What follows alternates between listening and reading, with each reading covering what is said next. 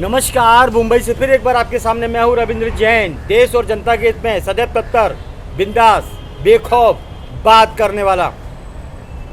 हर मामले में आपने देखा होगा, अभी कुछ ताज़ा खबरें आती है। तख्ता पलट, बांग्लादेश में तख्ता पलट हो चुका है। इसके पहले भी कई देशों में तख्ता पलट हो चुका है। इसकी बहुत बड़ी वजह है कि जनता ज़रूरत से ज़्यादा जब परेशान हो जाती है तो इसी तरीके के हालात पैदा हो जाते हैं। यह हम इसलिए कहना चाहते हैं कि भारत के अंदर भी जिस तरह कोरोना काल के अंदर लोगों को पकड़ पकड़ के इंजेक्शन ठोके गए, उनका निवाला छीना गया और वो मौत के घाट उतरते चले गए। डॉक्टर हॉस्पिटल में लेके गए और ना वो बाहर आए और उनके बिल बन गए लंबे लंबे। तो ऐसी बहुत सी घटनाएं हैं। चलिए अभी की घटनाओं हम चालू करते हैं कि अभी आए दिन लड़कियों का कत्लेआम होता है, लड़कों का कत्लेआम होता है। लव जिहाद हो या कोई भी जिहाद हो, लेकिन कत्लेआम होता है। अपराधियों में खौफ नाम की कोई चीज़ है नहीं, तो फिर आखिर शासन प्रशासन सत्ता क्या मौज करने के लिए बैठे हैं? ये बहुत बड़ा सवाल है देश की जनता से भी और माननीय सर्वोच्च न्यायालय से भी। माननीय सर्वोच्च न्यायालय से हम विनती करते हैं कि नेताओं की अड्डेबाजी बंद होनी चाहिए, क्योंकि वहाँ पर ये सिर्फ बहस करते हैं।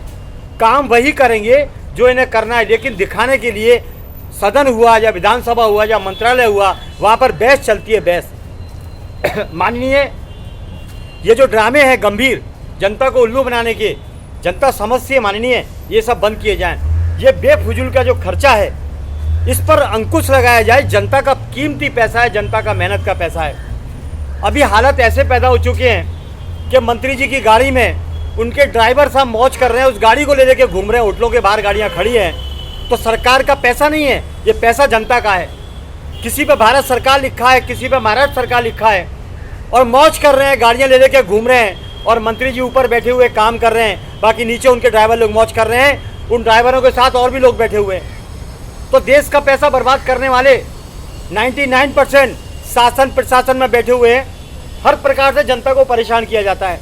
अभी सीपी टैंक से मैं चर्चगेट जा रहा था, तो 121 नंबर की बस मैंने पकड़ी, तो उस बस के अंदर इस कदर भीड़ भरी हुई थी कि मेरे कपड़े तो ख़राब हुए, प्लस जो छोटे छोटे बच्चे थे वो पिच गए। मैंने ड्राइवर को बोला कि इतने लोगों को आप बस में मत भरो, तो उनका ये कहना है कि जब कंप्लीट होगी जब देखा जाएगा। अभी तो बच्चे आ रहे हैं तो भरेंगे तो क्या करेंगे। माननीय एक सख्त कानून ऐसा बनाया जाए कि भारत का नेता जो मोटी चमड़ी का है उसे बस में यात्रा करने को कंपलसरी कानून बनाया जाए, ट्रेन में यात्रा करने को कंपलसरी कानून बनाया जाए। जब ऐसे कानून बनेंगे तो बस की हालत ठीक हो जाएगी और बस में काम करने वाले भी ठीक हो जाएंगे। हमें जानवर समझा है क्या? आपको शर्म आती है कि नहीं? आपके पास कायदा कानून है कि नहीं? जनता के पैसे में मौज करते हो। मंत्रालय में बैठ के, संसद में बैठ के, सांसद में बैठ के, पता नहीं कहाँ बैठ के, और 5 स्टार 7 स्टार बैठ के मौज करते हो आप जनता के पैसे पर। आपको कब शर्म आएगी? हमें बोलने से कोई डर नहीं है। आप मार सकते हो क्योंकि आप कायर हो, इससे ज़्यादा कुछ नहीं कर सकते। देश में चारों तरफ अराजकता फैली है, हर जगह लड़कों को मारा जा रहा है, लड़कियों को मारा जा रहा है। क्या माहौल बना रखा है आपने? लड़के लोग या लड़कियां लोग या पारिवारिक लोग डिप्रेशन में आ चुके हैं आपके कारण, सरकार के कारण, इन नेताओं के कारण। जगह जगह सड़कों पे गड्ढे हैं, अवैध वसूली के काम है। फेरी वालों को बुला रखा है बाहर से, विदेशों से ठेका दे रखा है नेताओं ने, और उसका हफ्ता खाते हैं। जो पब्लिक को चलने की जगह है वहाँ फेरी वालों को बैठा दिया है। बैठाइए मंत्रालय के बाहर, बैठाइए संसद के बाहर, बैठाइए विधान भवन के पास, बैठाइए पुलिस स्टेशन के बाहर। आपको शर्म आनी चाहिए। ये गरीब लोग नहीं है, ये गरीबी के नाम पर नाटक है, और ये नेताओं ने बैठाया है बाहर से बुला के। आधार कार्ड कैसे बना, इसकी जांच करनी चाहिए, लेकिन जांच नहीं होगी। पैन कार्ड, आधार कार्ड, राशन कार्ड फुटपाथ के कैसे बने? ये सरकारी डिपार्टमेंट और शासन प्रशासन मिला हुआ है इसके अंदर, तो इन्हें फांसी क्यों नहीं दी जाती? देश के गद्दार तो ये लोग अंदर बैठे हुए हैं और माल कमाने के लिए देश को बर्बाद करने में तुले हुए हैं। देशभक्ति कहाँ है? शासन प्रशासन में ऐसे लोग बैठे हुए हैं जिन्हें देश से कोई लेना देना नहीं, सिर्फ अय्याशी करनी है और जनता को लूटना है, देश के पैसे पे मौज करनी है, और 5 साल में 500,000 करोड़ रुपए की संपत्ति जमा करनी है। ये पाप का घड़ा जिस दिन फूटेगा आपकी औलादों को भुगतना पड़ेगा। ये समझ के चलिए, आपकी औलादों को भुगतना पड़ेगा आपका पाप का पैसा, हराम का पैसा और लूट का पैसा, बद्दुआ का पैसा, हाय का पैसा आपकी औलादें भुगतेगी। आप देख सकते हो तो देखना, वरना ऊपर जाके देखना। आखिर भारत में क्या हुआ? ये भारत योद्धाओं का था, ये भारत छत्रपति शिवाजी महाराज का है। क्या हो गया है आखिर? ऐसे भारत में चंद्रशेखर आजाद पैदा हुए, सुभाष चंद्र बोस पैदा हुए, महारानी लक्ष्मीबाई पैदा हुई, अहिल्याबाई पैदा हुई, महाराणा प्रताप पैदा हुए, पृथ्वीराज चौहान पैदा हुए। आज इस भारत में ये लुटेरे नेता कैसे बन गए? शासन प्रशासन के लोग कैसे लूटने में लगे हुए एक दूसरे को? इन्हें ना सिस्टम है ना शिष्टाचार है, इनके ऊपर एक ही चीज़ है, बस माल लाओ। हर जगह वसूली का फंडा चालू है। ये इतना अराजकता पैदा कर रहे हैं, शासन प्रशासन में बैठे हुए लोग अपने कर्तव्य को खुलेआम बेच रहे हैं। 10 रुपये 20 रुपये 100 रुपये में धिक्कार है, थू, शर्म आनी, इनको शर्म नहीं आती है। वर्दियों का सौदा करते हैं, क्या फायदा?